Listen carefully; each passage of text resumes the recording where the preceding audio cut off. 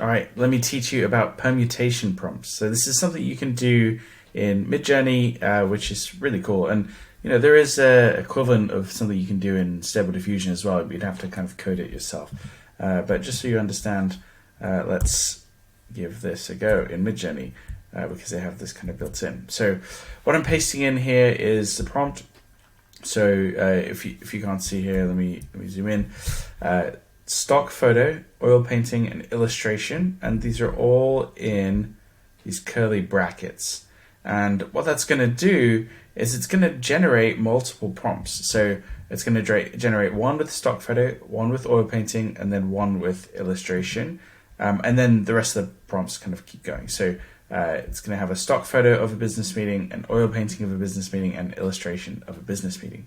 And then I have another permutation here, which is for an 8 people.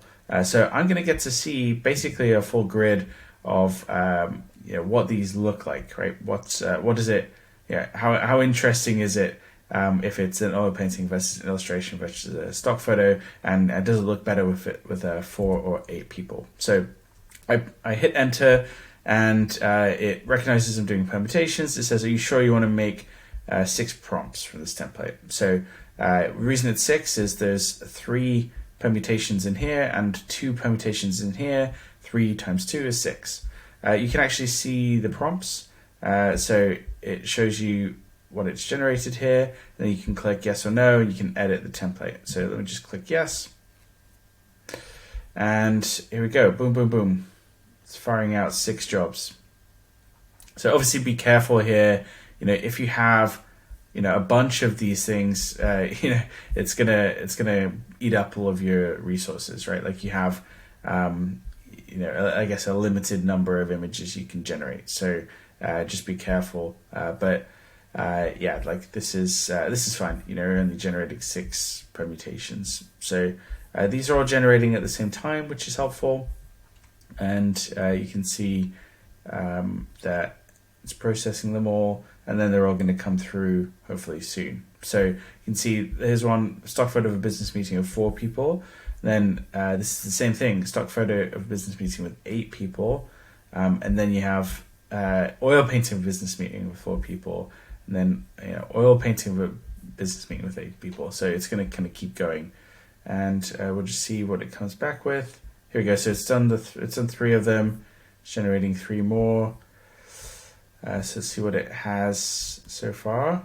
Yeah, it's generating a few more, waiting to start. Cool. So here's what we have so far.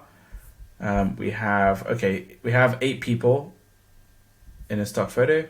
So that's pretty cool. And that gives us a certain sort of vibe. And then this is 4 people, but with an oil painting. I really like this. I think this is beautiful. This is really cool. And you can upscale whatever it is you want. This one's still generating. What else do we have? Do we have any others that are finished?